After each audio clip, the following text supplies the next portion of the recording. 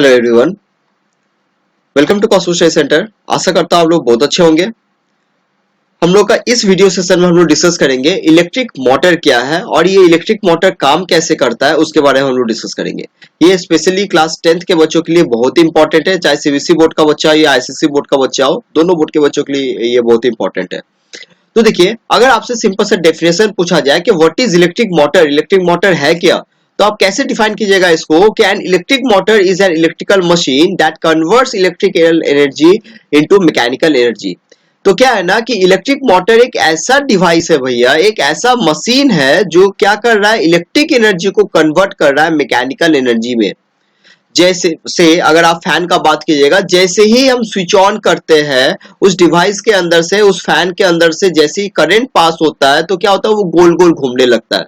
तो ये electric energy को कन्वर्ट कर दिया मैकेनिकल एनर्जी में। आया समझ में? अगर आपसे पूछा जाए कि सपोज कि बल्ब क्या है, तो आप क्या डिफाइन कीजिएगा कि सर बल्ब एक ऐसा डिवाइस है जिसके अंदर से जैसे ही करंट पास होता है तो वो क्या होता है ना कि आपको लाइट एनर्जी प्रोड्यूस करके देता है। सेम तरीका से इलेक्ट्रिक मोटर के अंदर से जैसे इलेक्ट्रिक एनर्जी पास होगा तो वो क्या होगा, मैकेनिकल एनर्जी प्रोड्यूस करेगा, वो गोल गोल घूमने लगेगा।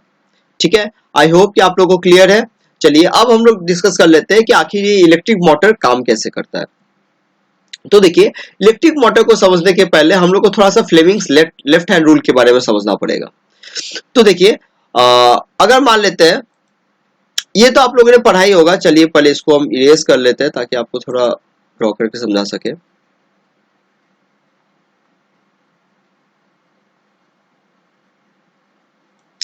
अब देखिए, अब मान लेते हैं सपोज,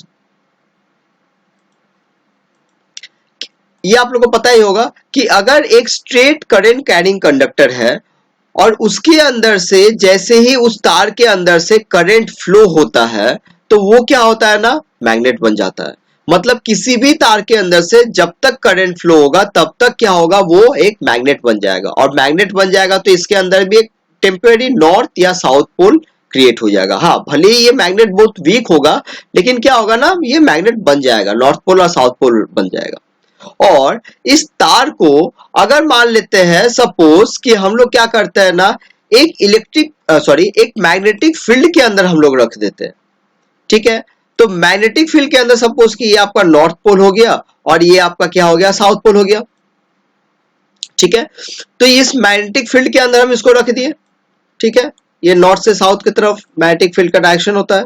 ठीक, अच्छा, तो जैसे ही हम क्या करेंगे ना, इसको एक मैग्नेटिक फील्ड के अंदर रखेंगे तो क्योंकि ये भी तो एक मैग्नेट है ना, तो ये मैग्नेटिक फील्ड के अंदर जैसे ये दूसरे मैग्नेटिक फील्ड के प्रभाव के अंदर आएगा तो क्या होगा ना, ये तार जो होगा ना आइदर ऊपर या फिर नीचे की तरफ क्या होगा ना, इसको एक फोर्स मिलेगा, ये ऊपर या नीचे की तरफ फेंका जाएगा। सिंपल सा रीजन है।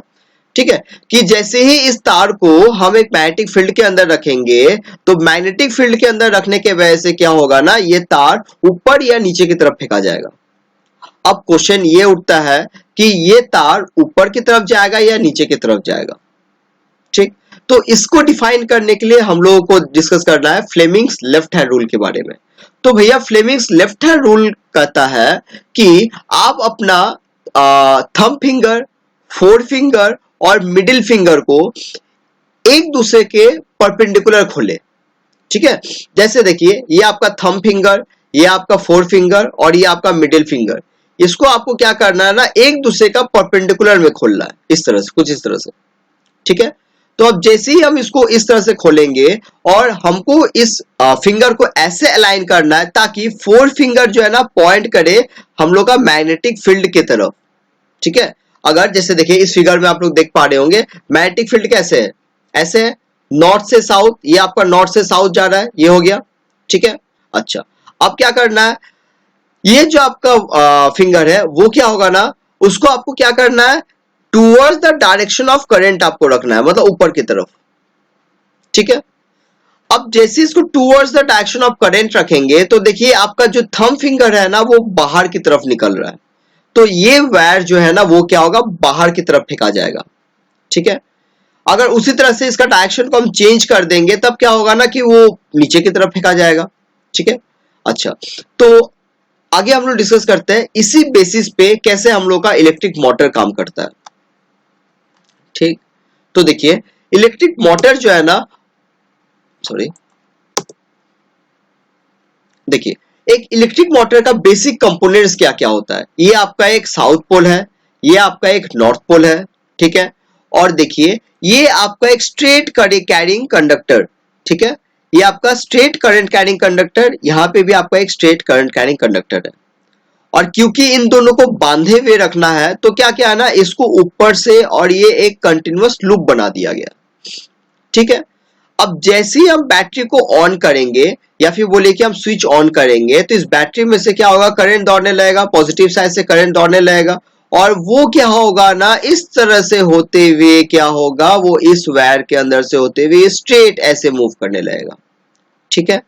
जैसे ही स्ट्रेट ऐसे मूव करने लगेगा और आपका देखिए मैग्नेटिक फील्ड का डायरेक्शन क्या है ना, नॉर्थ से साउथ कुछ इस प्रकार है, इधर से इधर है, ठीक है। अब आप फ्लेमिंग्स लेफ्ट हैंड रूल, हम चाहेंगे कि आप लोग खुद से फ्लेमिंग्स लेफ्ट हैंड रूल को लगा के आप देख लीजिए कि ये जो आपका वायर है वो क्या होगा, बाहर की तरफ, ठीक है ना, ये क्या होगा, ऊपर की तरफ पुश मिलेगा इसको एक, ठीक है। सेम तरीका से फिर अगर हम आगे बढ़ते हैं, ये करंट फ्लो होते हुए इस वायर के अंदर से होते हुए इधर आ जाएगा, ठीक है। अब फिर अगर हम इस जगह पे फ्लेमिंग्स लेफ्ट हैंड रूल लगाए कि करंट का डायरेक्शन नीचे की तरफ है और आपका मैग्नेटिक फील्ड क्या है ना, इधर से नॉर्थ से साउथ की तरफ है, तो यहाँ पे अगर फिर से अगर हम लोग फ्लेमिंग्स लेफ्ट हैंड रूल लगाते हैं तो आप लोग पाएंगे कि ये जो है ना, ये आपका वायर जो है वो नीचे की तरफ इसको पुश मिलेगा। मतलब ये चाह रहा है कि हम ऊपर भाग जाए और ये चाह रहा है हम नीचे भाग जाए, तो क्या होगा ना, ये क्या होगा, एक गोल गोल गोल गोल ये क्या होगा ना, आपका घूमने लगेगा, ठीक है। ये गोल गोल घूमने लगेगा।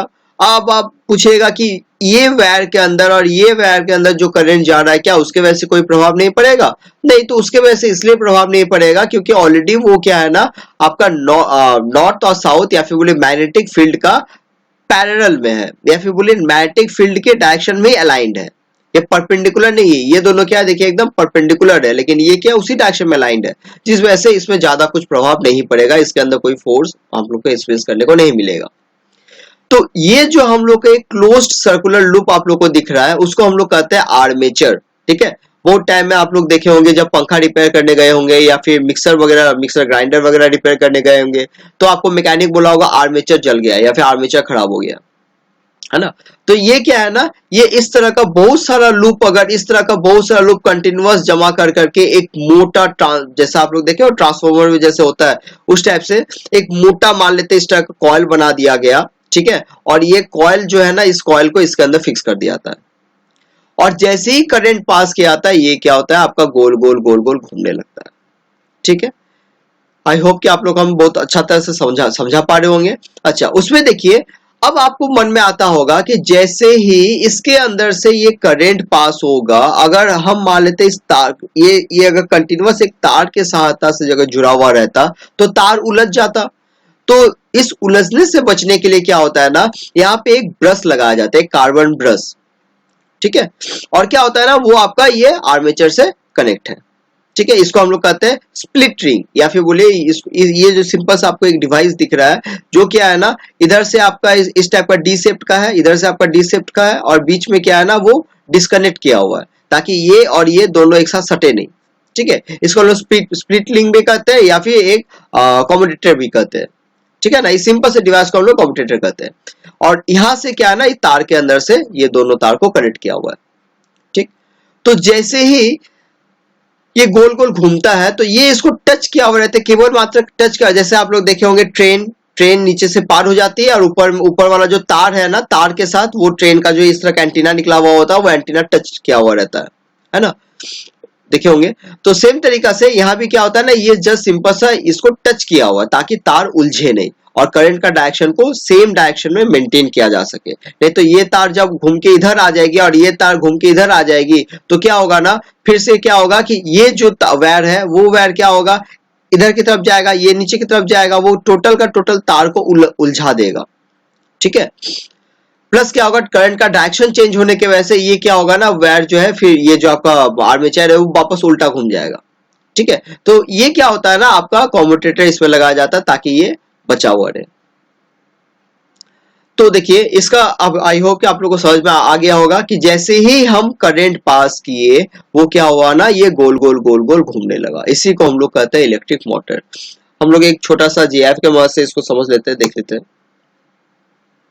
देखिए इसमें आप लोग को समझ में आ रहा होगा कि ये बैटरी बैटरी लगा हुआ है, बैटरी से करंट जैसे ही जा रहा है और ये क्या हो रहा है, देखिए ये क्या हुआ, टच किया छोड़ दिया, फिर देखिए टच किया, फिर देखिए छोड़ दिया। ठीक है, तो इस तरह से क्या हो रहा है ना, ये जैसे ही करंट इसके अंदर से पास करवाते हैं तो क्या होगा ना, ये गोल गोल घूमने लगेगा। ठीक है, आई होप कि आप लोगों को समझ में आ रहा होगा।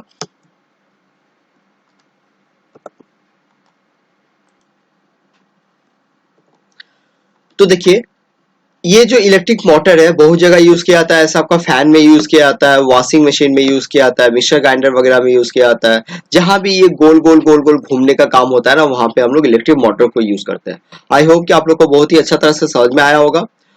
फिर भी अगर आपको किसी भी तरह का कोई डाउट या कोई क्वेरी रहता है, आप नीचे कमेंट सेक्शन में पूछ सकते हैं, ताकि हम आपको अपना नॉलेज अनुसार बहुत हद तक क्लियर कर सके।